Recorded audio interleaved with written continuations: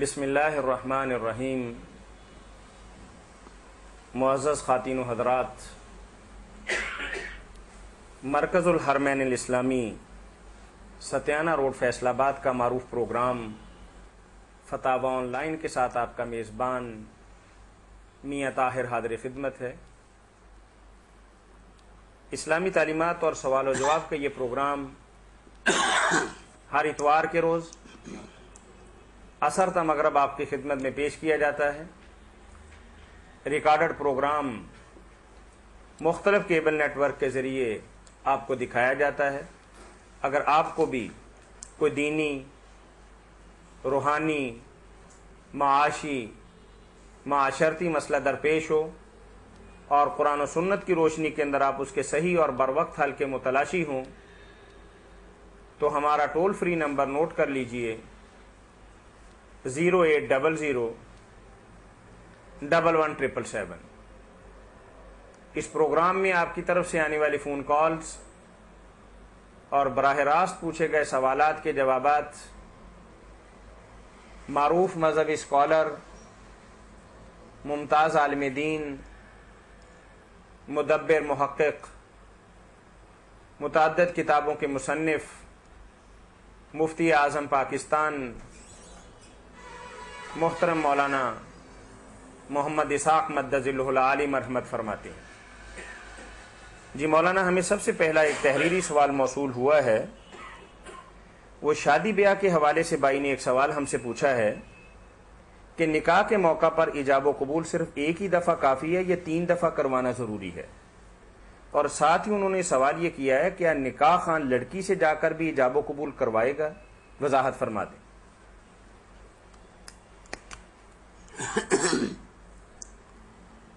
ایجاب و قبول تو صرف ایک ہی کا مرتبہ ہے، زیادہ مرتبہ نہ حدیث میں آیا نہ فقہ میں، کہیں نہیں، صرف لوگوں نے اپنی طرف سے یہ رواج جاری کر رکھا، کسی مسلک میں نہیں ہے کہ بار بار پوچھا جائے۔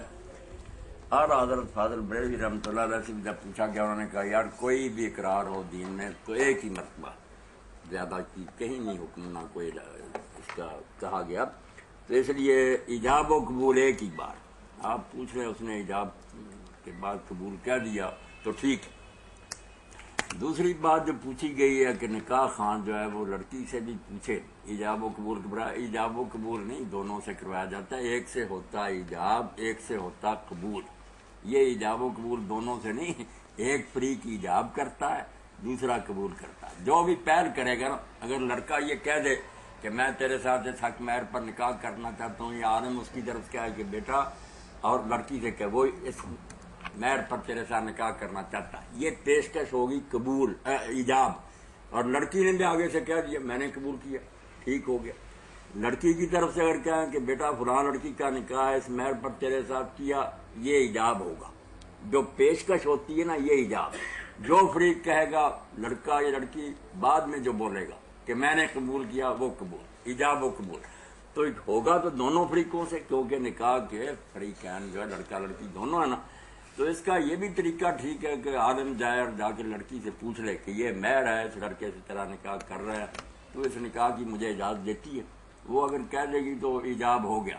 پھر بچے سے آ کر کہہ دے گا، اگر لڑکے سے پہلے پوچھ جائے اور اس سے جا کر بعد میں پوچھ لے تو ایجاب لڑکے کی طرف سے، قبول اس نے کر لیا، دونوں ٹھیک ہے، کوئی بات نہیں۔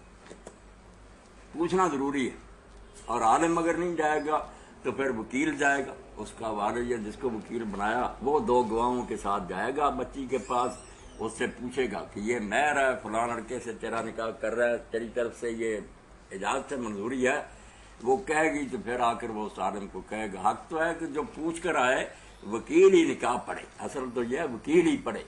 اگر وکیل کی بجائے دوسرا پڑھے ہے تو کام خراب ہے۔ اس کو کہتے ہیں نکاح فضولی، کہ عالم کو کیا اختیار ہے، نہ اس نے وکیل بنایا، اس کو یہ کیوں نکاح کر رہا ہے؟ جو مختار بنایا وہ تو اور باپ ہے، جس جو پوچھ کر رہا اس کو وکیل مختار، عالم کو تو مختار بنایا ہی کوئی اختیار نہیں دیا۔ مگر یہ صرف اس لیے اعلیٰ حضرت کہتے ہیں جائز ہو گیا کہ یہ نکاح فضولی جو ہے کہ ایک فالتو آدمی کر رہا، کہ چونکہ بچیاں بعد میں خوشی سے جاتی قبول، تو پتہ چل گیا کہ ضمناً اس نے یہ کہہ دیا کہ بے شک تو کسی آگے جا کر کہہ دے دوسرے کو، وہ بھی کر دے، یعنی اپنے وکیل کو اس نے اختیار دے دیا ہے کہ یہ کسی دوسرے کو بھی کہہ سکتا ہے ورنہ اصل اختیار تو صرف وکیل کو ہے کہ وہ نکاح کرے. تو مگر یہ رواج کے تحت ہے کہ بچیوں کو اور لوگوں کو اتنے گہرے مسائل کا پتہ نہیں, یہی سمجھا جاتا ہے وکیل پوچھا, عالم نے اس سے پوچھ لیا کہ میں کر دوں نکاح, اس نے وہ اختیار اس کو منتقل کر دیا. ورنہ جو ہے نا باریک قانونی بات وہ تو یہ ہے کہ لڑکی سے پوچھا جائے کہ کیا تم مجھے اجازت دیتی ہے کہ میں کسی اور کو اگر کہوں تیرا نکاح پڑھائے تو پڑھا سکے.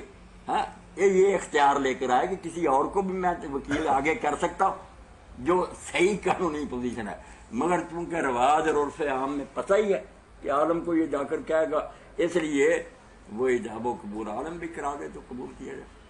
مولانا اس کے ساتھ چھوٹا سا پوچھا سوال تو دونوں سے جاتا ہے, لڑکی سے بھی پوچھنا چاہیے. اگر ایک ہی دفعہ پوچھا جائے کہ بھی اتنے حق مہر کے عوض آپ کا نکاح فلاں کے ساتھ کیا جاتا ہے اور بندہ کہہ دے کہ قبول ہے, بس یہی کافی, پھر دوبارہ نہیں پوچھنا چاہیے. نہیں تو عموماً نکاح کے موقع پر تو یہی ہوتا ہے کہ وہ یہ 3 دفعہ پوچھتے ہیں. یہی تو طاہر صاحب پوچھنا چاہیے. یہ علماء اہل حدیث سے بھی اور ان فقہ والوں سے بھی نکالو نا کوئی کتاب, چھوٹی موٹی کوئی نکالو جہاں لکھا کہ کئی بار اقرار کرایا جائے. ایجاب و قبول تو ایک ہی مرتبہ واحد, ایک دفعہ جو کہہ دیا وہ لوہے توڑ ہے, پکا. جزاکم اللہ خیر. تو مولانا اس کے ساتھ ایک اور سوال ہمیں بھائی عبد الرحمان صاحب نے تحریری طور پر آپ کی نظر کیا ہے. انہوں نے لکھا ہے کہ آسمان میں اللہ تعالیٰ نے برج بنائے. اس حوالے سے وہ یہ سوال کرتے ہیں کہ یہ وہی برج ہیں جو علم نجیم والے اپنی کتابوں کے اندر درج بھی کرتے ہیں اور ان سے لوگوں کی قسمتوں کا حال بھی بتاتے ہیں. بہت اچھا سوال ہے. اس سے یہ بات جو ہے نا کلیئر ہو جائے گی کہ جو جدید اصطلاح ہے نا, یا کسی فن والوں نے کوئی لفظ گھڑ لیے, وہ ذہن میں رکھ کر جب لوگ قرآن مجید کو پڑھتے ہیں نا اور لفظ وہاں نظر آ جاتا تو فوراً ان کا ذہن منتقل ہو جاتا کہ وہی جو کہتے ہیں نا برج, وہی قرآن والے برج. جیسے کہ وسیلہ کے ساتھ ہوا, وسیلہ اردو میں پڑھتے رہے کہ کوئی ذریعہ تلاش کرو, کوئی آدمی ہونا چاہیے جس کو ساتھ لے کر جائے, وہ کام کرائے. ہم اس وسیلہ کے عادی تھے. اب قرآن میں بھی نظر آ گیا, ساون کے اندے کو ہرا ہرا نظر آتا ہے, وقت تک وسیلہ. انہوں نے کہا قرآن تو کہہ رہا کہ پیر پکڑو, حالانکہ عربی اصل زبان میں وسیلے کا یہ معنی تھا ہی نہیں کہ کوئی آدمی جو ہے وہ ہونا چاہیے. وہاں تو اس کا معنی قرب تھا کہ کوشش کرو کہ بادشاہ کے قریب کی جگہ حاصل ہو. المنزلۃ عند الملک, اتنی نیکی کرو کہ بالکل قریب جا کر بیٹھو. اس لیے تقرب الیہ بالطاعات, جو صحابہ اور تابعین, ایک تفسیر نہیں ملے گی بعد کی جعلی تفسیر جو یہ معنی نہیں کرتا کہ نیکیوں کے ذریعے اللہ کا قرب تلاش کرو. یہ دوری اور فاصلہ جو نا ختم ہو جائے, نیک بنتے بنتے اللہ کے قریب پہنچے.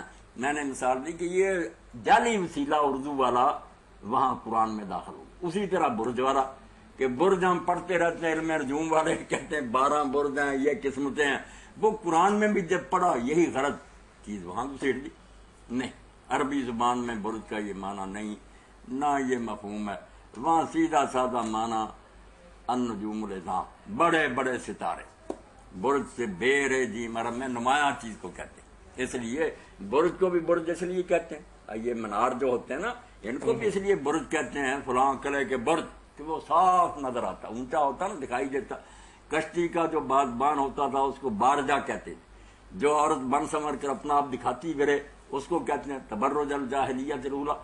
تو برج ہوتا ہے نمایاں. تو بڑے بڑے ستارے جو ہے نا ان کو عربی زبان میں کہتے ہیں کہ آسمان پر اللہ تعالیٰ نے بڑے بڑے ستارے بنائے جو صاف نظر آتے. کچھ تو نا چھوٹے جو خرد زمینوں سے بھی ابھی نظر نہیں آ رہے, مگر بروج وہ ستارے ہیں جو صاف نظر آتے. یہ تھا قرآن کا معنی. مگر وہ نجوم کے عادی لوگوں کو جب نظر آیا کہ بروج لکھا قرآن میں برج, اور ان کا ہمارا کام تو سیدھا ہو گیا, علم نجوم ہے اور یہ 12 برج ہے. یہ 12 برج نجومیوں کو نصیب رہے, یہ جانے ٹھیک ہے یہ نہیں, قرآن میں ان کا یہ معنی نہیں. بڑے بڑے ستارے اللہ تعالیٰ نے بڑے بڑے